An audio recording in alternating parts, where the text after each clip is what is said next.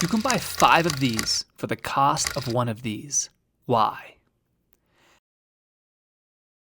I purchased 11 targets to find out why. This video is about one of the 11. The video description has products, playlist, and a PDF with all the results from these reviews. I don't care what target wins. I just want to save you money and help you get the target that fits your needs best. We need a numerical scoring system so that we can consistently look between different targets and see which one performs better where. So here are the 5 categories I came up with. Arrow penetration, portability, durability with field points, durability broadheads. Scoring is 1 through 10 for each category. Total possible score, 50. And as the honorable mention, total estimated shots that the target can handle. We will review 4 different layered targets, but today we're focusing on the black hole block. This is one of the most sold targets, and as you can see, it's compressed layers of foam. It stops all field points and broadheads. The front side has 4 dots in the corners, and then an empty space right here in the middle to aim. The back side is empty. Broadheads can only go in the front and the back. The sides here are field points only. There is a top handle on the top. On the top and the bottom is compressed OSB, but that does mean you cannot shoot the top or the bottom. This target weighs in at 7.5 pounds. The shooting area on the front is a 16 by 17 inch area. The side of the target is a 10.5 inch area by 18.25. The center pattern on the front is a 4-inch circle in the dark area, and if you move out to the white, we've got an 8-inch circle. The 4 corners are 3-inch circles. On the side, we have a white area of 1 inches, 1.5, and 1.75. On the other side, we have 2.5 white area, 4.5 black circle. Next, we're gonna test the stopping power. How far does the arrow penetrate into the target? We'll test this with a faster compound bow and a slower traditional bow. We'll test about a 250 feet per second bow with a heavy arrow setup, and we'll test it with 175 feet per second traditional bow with a heavy arrow setup. This will get real interesting when you see the other target reviews, because this will allow us to compare this layered stacked target to the others.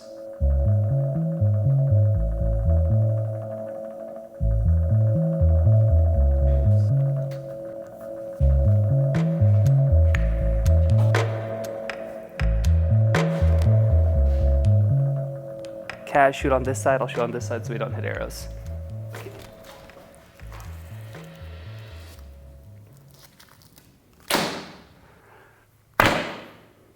Silver Sharpie will help us see exactly how far into the target the arrow went. Didn't look too bad.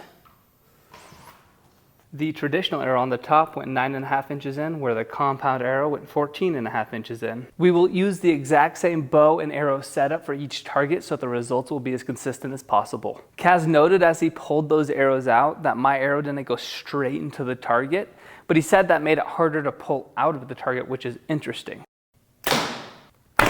With the help of an arrow puller, some paracord, and a scale, we can see how much force it takes to pull the arrow out of the target.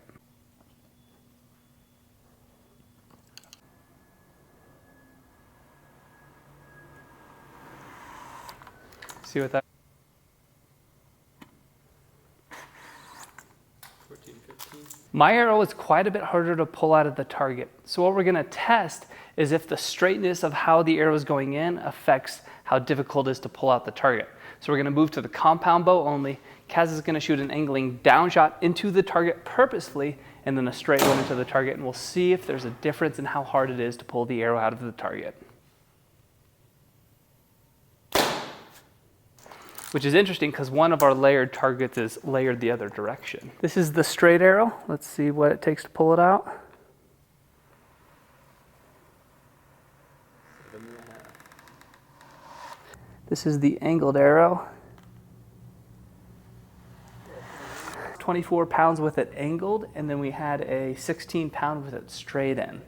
We've got a clicker here where we're recording every single shot, so that we can show you after 100 shots, after 250 shots, after 500 shots, how the target's looking. Next is portability. You've kind of got a difficult decision with portability because You want something big enough that if you take it out somewhere, you're going to hit it.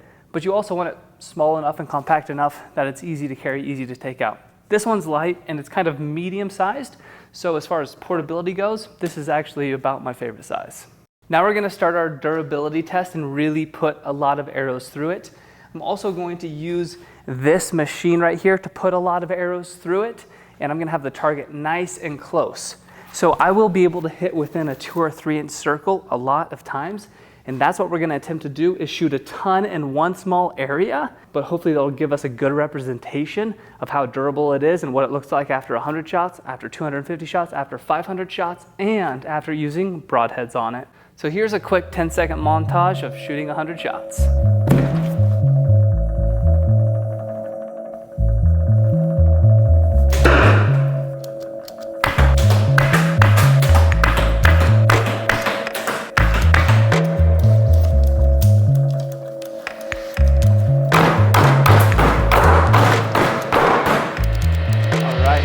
Should be 100 shots right here. Something I just noticed is that my arrows started sticking through the back here on this last group. The other thing is that there's a lip here, and the way that happened is I was pulling arrows out and I put my hand here to secure the target. And as I pulled on the arrows, the bottom pulled out with the arrows. So I'll see if I can push that back in here. Okay, it did push back in, no problem at all, but it is loose enough that it did pull out when I pulled the arrows. For the 101st shot, I'm going to use the same arrow I marked earlier, and we'll see if we're getting more penetration now than the first shot into the target. I'll draw this back to the same distance, 28 inches, and we blew out the back a few inches. I'll mark the front here. Wow. That's actually kind of surprising. Originally, we only made it that far in, and this next shot was that much further in. Same distance from the target. I might be a foot closer this time. Let's now take a shot with the compound to see how far this goes through the target. This feels so weird. I haven't shot a compound in ages. I completely missed the area. All right, let me try that again. I think I figured out the aiming. Let's aim at the middle now.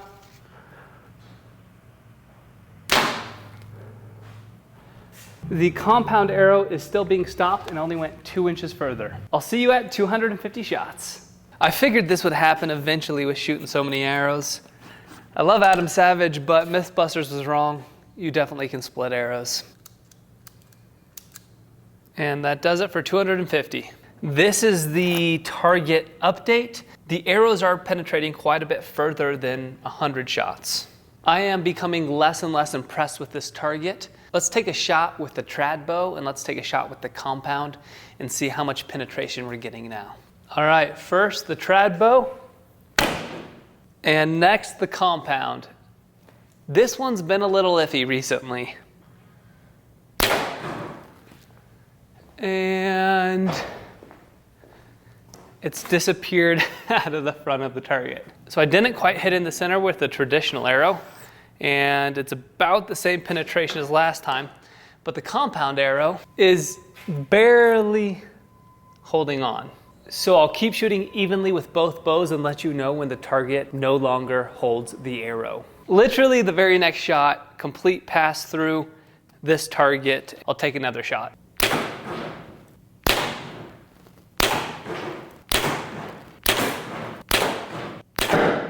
It's a good thing to remember that I'm purposely shooting in the same location or the same group each time. If you alternate from here to here to here to here to the center to the sides and then maybe even come from the back, you're going to make the target last a lot longer. We are currently at 265 shots and we're blowing through the target.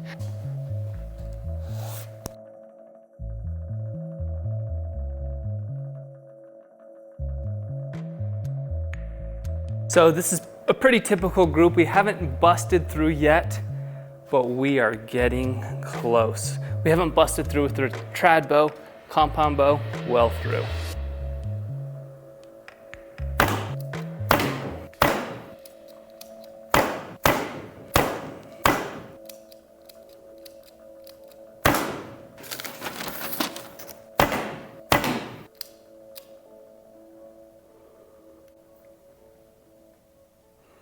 Here's the aftermath. You can see it's torn up quite a bit right in the center. The back is starting to have pieces come out, and they're on the ground. To make this target last as long as possible, a couple things need to be true. One, the worse shot you are, the more random your shots will go, making the target last a lot longer. The second thing is to never let the fletchings go into the target, because once they're in the target, you need to pull the fletchings through the backside. Problem, that tears up the target more. So when your fletchings start to get close to the target, you need to block off that area of the target and only shoot in different spots. Now it's time for the broadhead test. So I've got some traditional broadheads on. Let's see if it still stops the arrow. Now in my experience, it's going to stop the arrow fine. Field points often penetrate in this sort of target further through. But the problem is once you start shooting with broadheads, it's going to tear up the target really quickly because you're pulling out all of those little layers. So again, we've got a wider surface area with the broadhead, so it has to go through a bunch of layers rather than slipping between just two of them. And then when we pull it out, see that? And it even went in horizontally, but it's starting to pull out a bunch of pieces. All right, that one slid nearly all the way through the target. See that? That's the problem right there. That was shot 4 with a broadhead, and we got to pull out the backside. Good stopping power. Shot 5.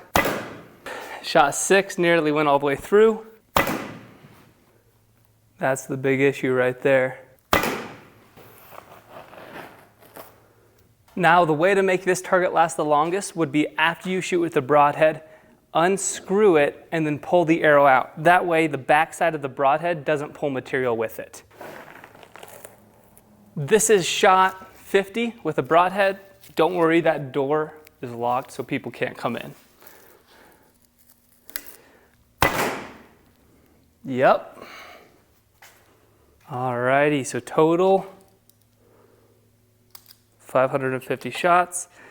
Went right through from pulling the arrows out, from them passing through. The 50 shots with the broadhead appeared to make about the same damage as the 500 without the broadheads. Let's just say you could have 1, 2, 3, 4, 5, 6, 7, throw 2 on that side, 8, 9 areas to shoot. If you could get 9 different areas to shoot and duplicate what we did here in the middle, then you're gonna get 250 times 9 for a compound bow. So you're talking, what is that, 2,250 shots? And you could double that for a traditional bow, so maybe up to 5,000 shots if you place them strategically.